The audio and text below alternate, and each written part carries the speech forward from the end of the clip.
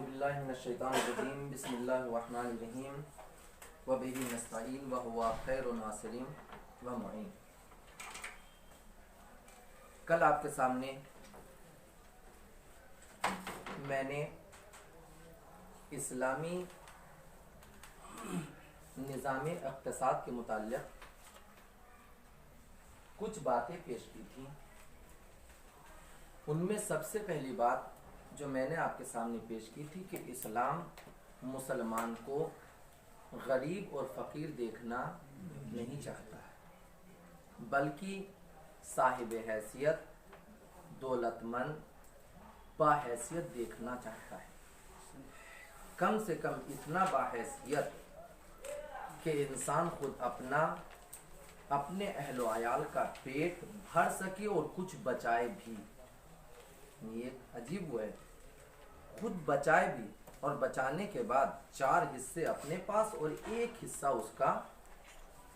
खुम्स के नाम पर निकाले। लेकिन शायद हम में से बहुत से अफराद के जहन में यह आए कि इस्लाम हमको दौलतमंद देखना चाहता है, तो इसका मतलब ये है कि हम चाहे जैसे, मसला आप नहीं, आपके जहन में शायद कोई वीडियो देखे तो ये सोचे कि चाहे हम जैसे कमाएं, बस इस्लाम चाहते हैं कि हम दौलतमंद हो जाएं। नहीं, इस्लाम दौलतमंद हमको देखना चाहता है, लेकिन हलाल तरीके के जरिए से, हलाल वसाइल के जरिए से। मैं दौलतमंद बनूं, लेकिन दौलत को हलाल तरीकों के जरिए से हासिल करूं। हराम तरीकों के जरिए से हासिल की हुई दौलत, इस्लाम उसको दौलतमंद शुमार नहीं करता। वो तो दूसरों का हक है जो तुमने गस्ब कर लिया, तुम गासिब कहलाओगे, इस्लाम की नजरों में दौलतमंद नहीं कहलाओगे। आज हम लोगों की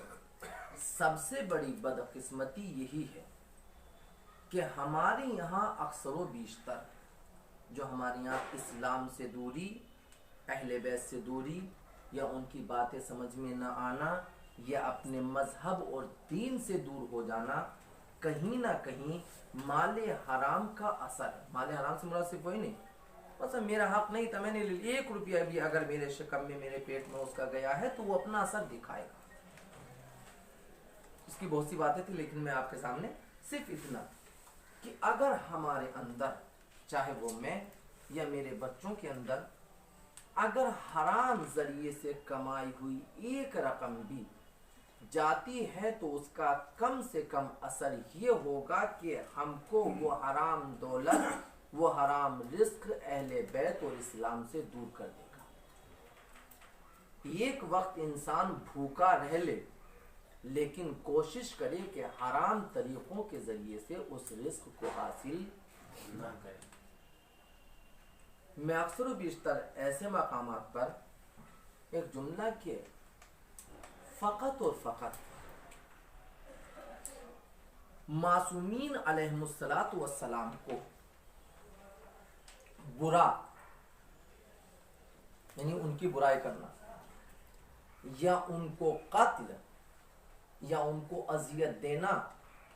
सिर्फ 2 तरह के इंसान करते हैं। एक वो कि जिनके पेट माले हराम से भर गए हों, दूसरे वो कि जो हलाल ज़ादे ना हो। इसमें मजहब से कोई वो नहीं है। 2 चीजें, और भी वजूहात हो सकती हैं, उससे मुझे नहीं, लेकिन ये 2 चीजें मुझको मासूमीन को उसमें मिली कि मासूमीन से मोहब्बत सिर्फ और सिर्फ वो इंसान करेगा कि जिसका पेट माले हराम से नहीं भरा होगा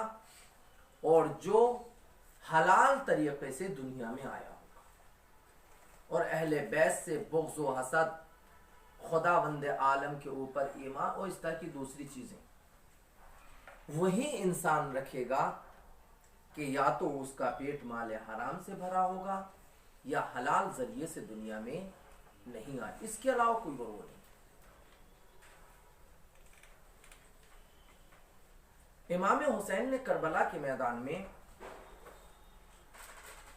उन तमाम अशकिया को कि जो इमाम से लड़ने के लिए आ रहे थे, जंग कर रहे थे, जिहाद कर रहे थे, और इमाम उनके दरमियान खुतबा दे रहे थे, उनके ऊपर असर नहीं हो रहा था, तो इमाम ने यही जुमला कहा था कि तुम्हारे ऊपर मेरी बातों का असर नहीं होगा, इसलिए कि तुम्हारे पेट माले हराम से भरे हुए हैं।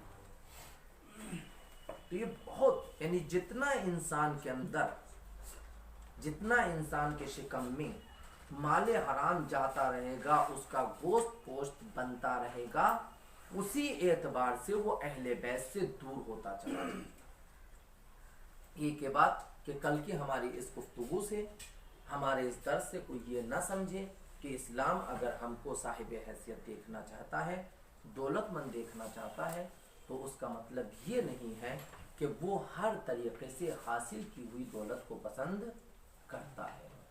वो हर तरह से हासिल की हुई दौलत को पसंद नहीं करता, बल्कि उस दौलत को पसंद करता है कि जो हलाल तरीकों के जरिए से हासिल की गई। दूसरी चीज जो मुझे आपके सामने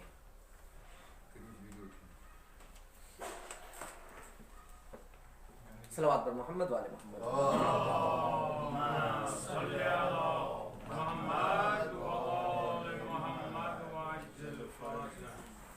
दूसरी चीज जो मुझे आपके सामने, और ये दुश्मनान इस्लाम यानी शीयत के मुखालिफ अफराद की तरफ से ये इश्काल हुआ है, और इसको सिर्फ 1-2 मिनट में फिर मैं असली बातें आज की शुरू करूँ। कहा कि ये जो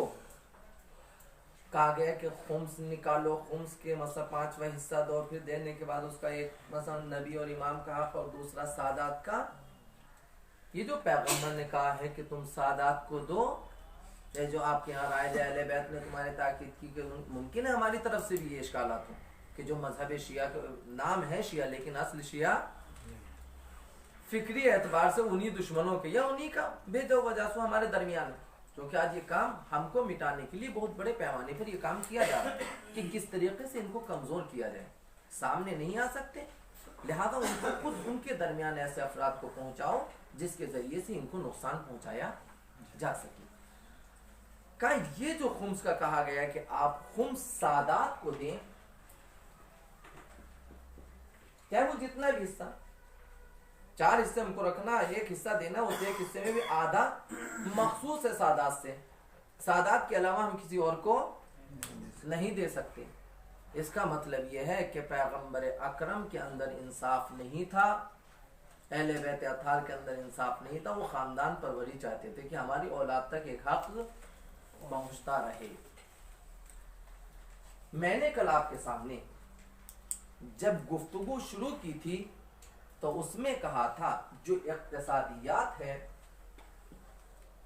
इस्लामी इक्तिसाद, उसके 2 मसले, 2 जुमले, और भी जहां बहुत सी चीजें, उसमें 2 चीजें कही थी, एक ज़कात, दूसरे खुम्स। ज़कात सदक़े वाजिब,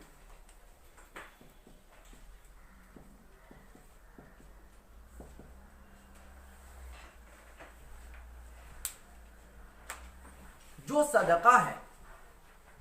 इसको बहुत ही गौर से 2-3 मिनट के अंदर, जो सदक़े वाजिब है उसमें उलमा के दरमियान और खुसूसन ये कि सदका सादात के ऊपर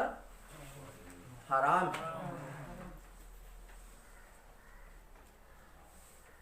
ज़कात तमाम गरीब मुसलमानों का हक है। सिर्फ इसमें बाद में मैं इंशाल्लाह बयान करूंगा, उसको कहते हुए कि अगर सादात खुद देती है, ज़कात निकालती है, तो सादात को दे सकता है, लेकिन गैर सादात का हक, गैर सादात से ज़कात अगर सैयद ने ज़कात निकाली है तो सैयद को दे सकता है, लेकिन अगर गैर सैयद ने निकाली है वो सैयद को, सैयद नहीं ले सकता उसको, उसके ऊपर हराम है। ठीक, तो जो इस्लामी इक़्तिसाद में 2 चीजें कि जो वाजिब है, एक है ज़कात और एक है खुम्स। खुम्स के इस हिस्से को, अच्छा ज़कात जितनी निकाली उसमें हिस्सा किया गया है कि इतना हिस्सा माल इमाम का होगा, इतना हिस्सा खुदा का होगा, इतना हिस्सा किसी, कुछ नहीं, कुल्लन आपने निकाली, आप ले जाकर जो भी मुस्तहक है उसके हवाले। इसमें कोई तकसीम बंदी नहीं की गई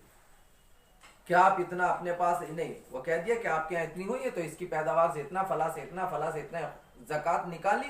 कुल्लन आप लीजिए। ले जाने के बाद जो मुस्तहक है आप उसके हवाले कर दीजिए, चाहे वो मुसलमान। हमारे यहाँ ये है कि वो अहले बैत का चाहने वाला, मुत्तकी और परहेजगार हो, फकीर हो, गरीब हो, अब जो भी उसके तमाम के तमाम मुस्तहिकीन जो हैं। असल जो मुस्तहक है ये पूरा का पूरा हिस्सा आप उसको दे दीजिए। तो इस्लामी इक़्तिसाद में खुदावंद आलम ने, इस्लाम ने, कानून इस्लाम ने हमसे दो तरह के माल का मुतालबा किया है। एक का नाम है ज़कात, एक का नाम है खुम्स। ज़कात तमाम मुस्तहिकीन को दी जाएगी, उससे सादात मुस्तस्ना है, वो सादात को। तो एक हिस्सा इस्लामी जुल्म नहीं है ये आईनी, बल्कि उससे ज्यादा एहतराम किया गया है।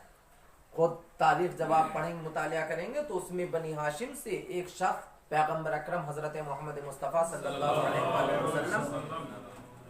की खिदमत में आने के बाद कहा कि या रसूल अल्लाह, ये जो ज़कात वसूल करने के लिए जाते हैं आप मुझको भी लगा दीजिए, ताकि जब मैं ज़कात वसूल करने के लिए जाऊं तो जो ज़कात की वसूल करने वाले को पैसा मिलता है, हक मिलता है, वो मुझको भी मिलेगा। तो पैगंबर ने इरशाद फरमाया कि वो तुम्हारा हक नहीं है, तुम्हारे ऊपर हराम है, तुम्हारे लिए यही काफी है कि इसके बदले मैं तुम्हारी जन्नत में बरोज़े महशर शफाअत करूंगा। यानी वो काम भी पैगंबर ने उससे भी। तो ये सादात का हक नहीं है, ये सादात का हक। तो इस्लाम ने दो हिस्से किए हैं इक़्तिसाद में, उसने किसी को अलग नहीं किया, दोनों को, एक को मखसूस किया दूसरे अफराद से, एक को मखसूस किया खुम्स से। और इसमें भी हाँ, अभी मैं आपको जी जी इसी निज़ाम वो मैं बता रहा हूँ। जब इंशाल्लाह मैं ये दूंगा आपको तो उसमें ये भी मिलेगा कि क्यों इन दोनों को अलग अलग रखा गया। इसकी भी वजूहत है, वो इसमें इंशाल्लाह कल अगर ये रिसाला मिल जाता है तो मैं आपकी खिदमत में इसको पेश करूंगा, उसमें देखेंगे। अल-मुख्तसर, ताकि दुश्मन जो हमारे ऊपर वो कर रहा है कि ये हमारे हक में जुल्म किया है या दूसरों को जो समझाने की कोशिश की जाती है, मैंने सिर्फ ये जुमला इसलिए आपके सामने पेश किया कि इस्लाम ने इन दो चीज़ों को रखा है। एक का ताल्लुक जो कुल्ली तौर पर आप उसको देंगे, उसको अलग नहीं किया है किसी मुसलमान को, बल्कि ज्यादा मवालिद खुम्स उसमें तमाम का तमाम नहीं, उसको आधा किया, एक हुकूमती पैमाने पर जहां पर नबी और इमाम चाहेगा वहां पर खर्च करेगा निज़ाम इस्लामी को चलाने के लिए। अब चाहे मुमकिन है कि इस वक्त इमाम को हुकूमत ना मिले, लेकिन इसका मतलब जैसे मसला कल एक बरादर ने किया था कि वो मसला अगर कोई हमसे सवाल करने लगे वहां तो इस्लामी हुकूमत इतने साल के बाद, उससे पहले तो वो हुकूमत थी। जैसे मतलब खुद मौलाए कायनात अपने जमाने में 25 साल तक खामोश है, उनको हुकूमत, लेकिन इसका मतलब ये नहीं कि हम हक उनको नहीं पहुंचाएंगे। जहां पर वो फलाहो बहबूदी इमाम समझेगा, नायब इमाम समझेगा, चाहे वो जाहिरन बरसरे इक़्तिदार ना हो, वो वहां पर उसको खर्च करेगा। मतलब ये नहीं कि पूरा निजाम उसके हाथ में आ जाए, मकसद ये है कि समाज और माशरा इमाम की वजह से चलता रहे, कम से कम इस्लामी निजाम, इस्लामी अफराद उससे जुदा ना हो जाए। अब चाहे जाहिरी तौर पर मुसद्दिक़ मासूमीन, सिर्फ इमाम अली को हुकूमत मिली है चंद बरस के लिए, 4.5 साल, 5 साल ज्यादा से ज्यादा अगर आप वो कहेंगे, 6 महीने के लिए इमाम हसन, उसके अलावा फिर किसी इमाम को हुकूमत नहीं मिली, जाहिरी हाकिम नहीं बने। इंशाअल्लाह जब इमाम ज़माना ज़हूर करेंगे तो फिर उनको, लेकिन ये कि खुम्स जैसे करो कहा था कि उनको बाद में फिर वहां पर इसका क्या काम था, काम यही है कि वो यानी चाहे वो इमाम हो चाहे नायब इमाम हो, उसके हाथ में पहुंचेगा, कहां पर समाज और माशरे को उसकी जरूरत है वो उसके एतबार से खर्च करेगा। इनकी हुकूमत हमारी दी हुई हुकूमत नहीं होती है, इनकी हुकूमत ये हाकिम खुदा की जानिब से। तो उसी को कि कोई दुनिया का इंसान ये तसव्वुर ना करे कि इस्लाम ने इनको नहीं, दो हक ऐसे रखे कि एक वे सबको शामिल किया, जिनको इससे खारिज किया, एक हक रखा कि जिनमें इनको शामिल किया, और उसकी वजूहात और वो सब क्या है वो एक बाद में किया। यानी अल मुख्तसर ये कि इक्तिसादी एतबार से, अदल और इंसाफ के एतबार से इस्लाम ने दोनों को अलग हिस्से में कर दिया, उसमें भी इनका कम है। अगर इससे भी उसकी पूरी नहीं हो पाती तो ये नहीं कहा, बल्कि खुम्स का जो माल होता है उससे कहा हाकिम को कि तुम इससे, यानी जो हुकूमत का माल है उससे दिया जाएगा, इससे नहीं दे सकते। यानी इमाम भी अगर देगा किसी सादात को, अगर उसकी जरूरत पूरी नहीं हो रही है तो वो इससे नहीं देगा, बल्कि जो हुकूमत का माल होगा ये होगा जो उसके पास आ रहा है वो उससे देगा। यानी ये हक दूसरों का अपने मकाम पर बाकी है। लेकिन अब जब आप मसारिफ खुम्स पढ़ेंगे तो कभी कभी ये है कि अगर कोई इंसान मसलन दीन की तरफ रागिब हो सकता है, उसको पैसे की जरूरत है, सादात नहीं, लेकिन वो आ सकता है, इस्लाम की मदद कर सकता है, अहले बैत की मदद कर सकता है, तो आप इसके जरिए से उसको कर सकते हैं। और भी दूसरे मकामात की जब आप इसका मुतालिया करेंगे इंशाल्लाह। तो बहरहाल ये मैंने इसलिए कि पहली चीज जो कल हमने बयान की थी कि इस्लाम हमको गनी देखना चाहता है, इस्लाम हमको दौलतमंद देखना चाहता है, लेकिन उसका ताल्लुक ये नहीं है कि हम जिस तरीके से भी हासिल करें, नहीं, हलाल तरीके से साहिब दौलत, साहिब हशमत देखना चाहता है, साहिब इक़्तिदार देखना चाहता है, जुल्म, गस्ब और दूसरे जितने भी हो सकते हैं कि जिससे दूसरों के आपको गस्ब कर लिया जाए, उसको इस्लाम दौलतमंद शुमार नहीं करता। दूसरे मैंने इसलिए कि कोई इंसान अगर हमारे सामने कहे कि इस तरीके से नहीं, इस्लाम ने दोनों, एक को कुल्ली तौर पर सारा का सारा हक दिया गया है, दूसरे को इसके जरिए से जुदा किया गया है। यहां पर एक सवाल, अगर एक आदमी दुकान चला रहा है, जो इसमें सवाल किया गया है, एक आदमी, सवाल पहले सुन लीजिए फिर उसके बाद में आपके सामने, अगर एक आदमी दुकान चला रहा है तो क्या साल के आखिर में सिर्फ बचा हुआ पैसा और घर का बचा हुआ जखीरा, खाने पीने का सामान, ये वो जितनी भी चीजें हैं जिसमें खुम्स उसने नहीं निकाला है, या दुकान के अंदर पड़ा हुआ माल भी उसी में शुमार होगा कि हम उससे भी खुम्स निकालेंगे?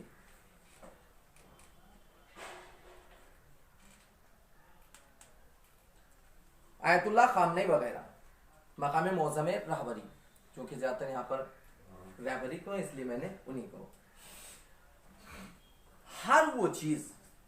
बहुत सी यहाँ पे फारसी जानने वाली भी तुल्ला आती है, इसलिए मैं फारसी भी उसको पहले बयान करूँ फिर उसको। हर चे काला व पुल नफ दारत, यानी जो भी काले सामान वगैरह,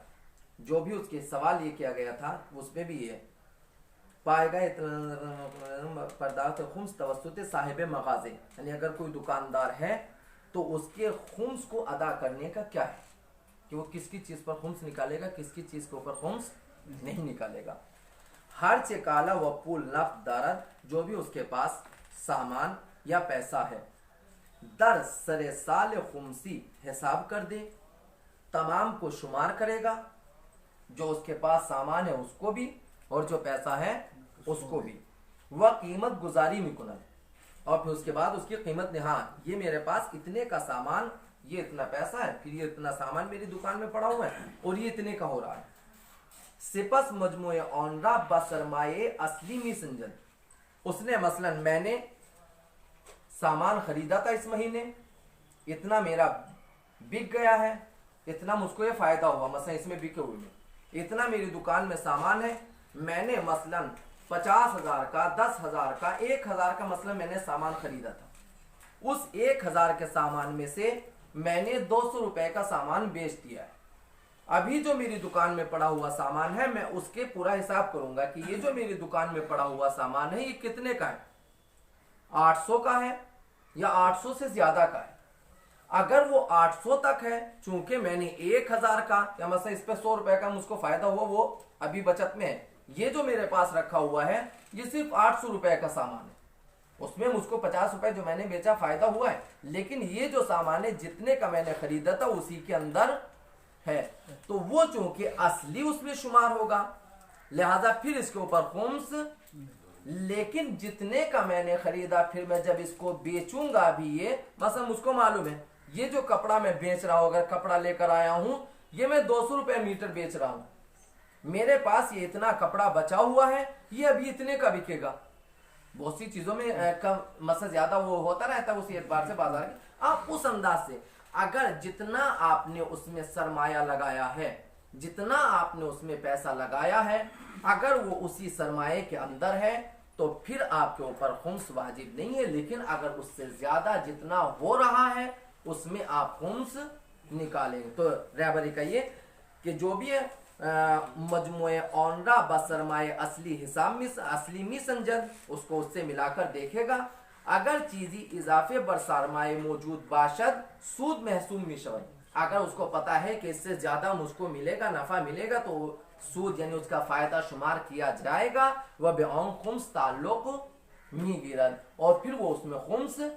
निकालेगा। तो चूंकि ये इसलिए ये जो किताब थी चूंकि इसमें ये मसला नहीं था, इसलिए इसको जो है मालूम करके फिर इसको निकाला गया। इसलिए मैंने पहले इसी को कि अगर हम कोई दुकान कोई कारोबार ऐसा कर रहे हैं कि जिसमें हम लाकर सामान रखते हैं और फिर उसको बेचते हैं, मेरी तारीख आ गई है खुम्स निकालने की, और मैं वहां सलावत पर मोहम्मद वाले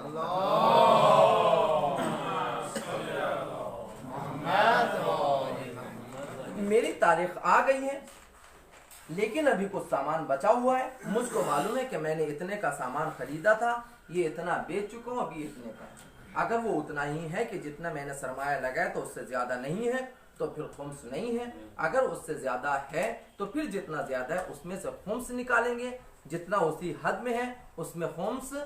नहीं। यानी वहां पर जो आपकी दुकान में सामान पड़ा हुआ है आप सिर्फ उसको नहीं देखेंगे इतने हजार का होना लिहाजा निकाल, नहीं, जितने का उस पे आपको इतने का खरीदा है आपने, इतना आपको फायदा होगा, उस फायदे के हिसाब से आप खुम्स उसका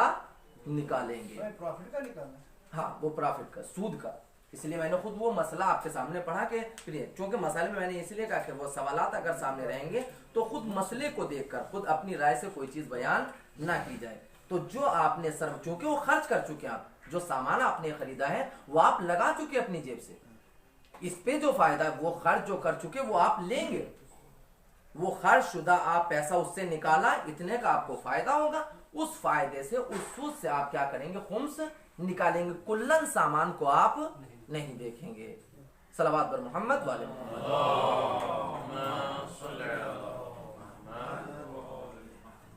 एक इसमें अच्छा देखिए, मैं हूं दुकानदार,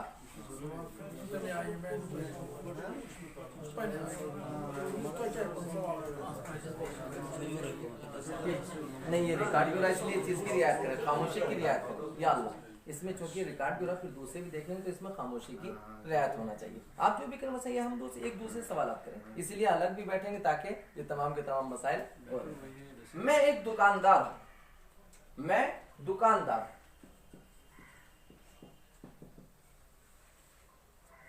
इस महीने मैंने 1000 रुपए का सामान खरीदा है। मैंने मसलन 28 तारीख को सामान खरीदा था, पहली तारीख को मैं क्या करता हूं, खुम्स, मेरी साल का जो साल खुम्सी है वो क्या है, पहली तारीख है, इस महीने के 28 को खरीदा है, यानी जो गुजर गया। अब ये 2 दिन के बाद 3 दिन के बाद मेरा खुम्स आ रहा है कि मैं उसमें खुम्स निकालूंगा। मैंने 1000 रुपए का सामान खरीदा, किस लिए, ताकि मैं इसको बेचूं। जब वो मैं सामान खरीद कर लेकर आया, या तो मसलन वो सामान अभी तक इसमें से कुछ बिका ही नहीं है, वो वैसे ही रखा हुआ है, कुछ नहीं बिका। मैं देखूंगा कि ये जो मैं सामान लेकर आया हूं इस पे मुझको कितना फायदा होगा। मैं इसको यानी 1000 जो मेरे इस महीने की बचत थी उससे मैं 1000 खर्च कर चुका हूं, वो मेरे पास सामान की शक्ल में। सामान को मैं किस लिए लाया हूं, ताकि मैं इसको बेचूंगा। यानी जो मेरे अखराजात का हिस्सा था वो भी अखराजात में, यानी जो मैं वसाइल कर रहा हूँ, खरीद रहा हूँ, बेच रहा हूँ, खुम्स किसके ऊपर है, जो साल के आखिर में बचे और फायदा हो, मुनाफा हर एक में नहीं है। तो जब ये मैंने 1000 का खरीदा है दुकानदार के लिए, जब मैंने 1000 का खरीदा, खरीदने के बाद अभी या तो मैंने इससे कुछ हिस्सा बेच दिया है, वो बेच दिया तो ये इधर आ गया मेरे इस महीने के उसमें, तो जितना आया मैं उससे निकालूंगा, हाँ इतना हो गया, उसका खुम्स पहले निकल जाएगा। ये जो बचा हुआ है इसका क्या है, क्या मैं इसका हिसाब करूंगा जब मैं हिसाब करूंगा, अगर हिसाब करते वक्त मैंने देखा जो बचा हुआ सामान है ये अगर इसी के दायरे में आ रहा है, इससे ज्यादा नहीं होगी इसकी कीमत, जो भी बचा, मतलब मैंने दूसरी भी चीजें खरीदी थी, उसमें खरीदने के बाद जब मैंने देखा कि जो मैंने पहले इससे पहले सामान खरीदा था उसमें उसको मतलब इतने हजार का नुकसान हो गया, अब जब मैं इसको बेचूंगा तो उस सामान को और इसको मिलाकर मेरा हिसाब बराबर हो जाएगा। वो जो मुझको इसमें 100 रुपया 200 रुपया 500 रुपया जो मुझको प्रॉफिट मिलना चाहिए था, वहां पर जो मेरा नुकसान हुआ है वो इसके जरिए से। पहले आप हमें सिर्फ इतना ही बताइए, वो बाद में पहले आप 1000 का हमने समझाइए। अगर इसको क्या करना है, अगर 1000 भाई है तो हमें कैसे निकालना है, हमें निकालना है या नहीं? अगर इसका यानी आप हिसाब करेंगे, तखमीना लगाएंगे कि ये जो आप जो उसमें जो सामान बचा हुआ ये 1000 नहीं है, आपके पास 1000 का सामान है, खुद 1000 नहीं है,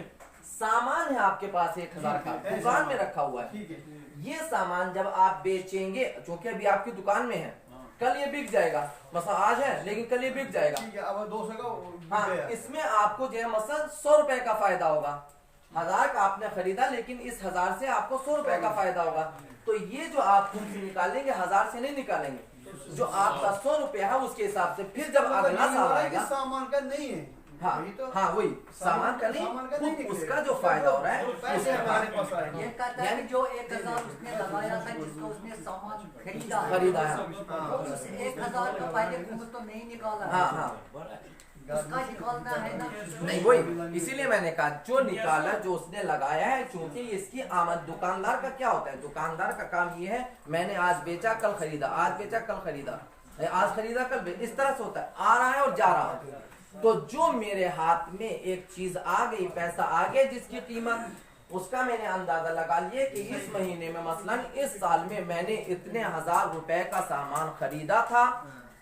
उसको इतने का बेचा, बेचने के बाद जो मैंने खर्च किया था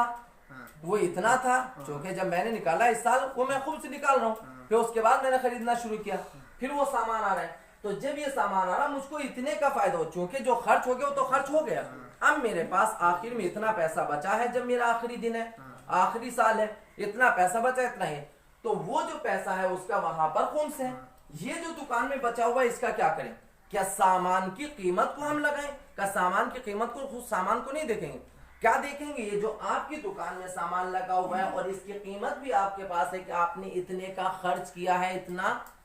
इतने का आपने सामान खरीदा है, तो उस पैसे को आप निकालेंगे कि मैंने इतने का, मतलब 1000 का खरीदा है, 1000 अपना अलग, ये सामान जो इस वक्त मेरे पास है 1500 का बिकेगा, 1000 का मैंने खरीदा है, 1500 का बिकेगा, तो जो 500 रुपया होगा उसका मैं खुम्स निकालूंगा और जो 1000 है उसका खुम्स नहीं होगा, यानी यहाँ पर जो आप काम करेंगे उसके प्रॉफिट का जहाँ तक हमने समझा आपके कहने का मतलब ये है कि मिसाल के तौर पर मैंने एक दुकान खोली जी, तो मैंने 1000 रुपए की सामान उसमें लाया जी, उस 1000 रुपए में से मैंने खुम्स पहले निकाला था जी, अब मैंने इसको दुकान में रखा जी, तो साल में जो मैं बेचूंगा खरीदूंगा तो वहाँ पे जो मैं वो सब कुछ लिख के रखूंगा जी, मिसाल के तौर पर, यानी मैं एक तरीका समझ गया, मैं लिख के रखूंगा कि मैंने इस साल इस दुकान से कितना कमाया, कितना जब साल का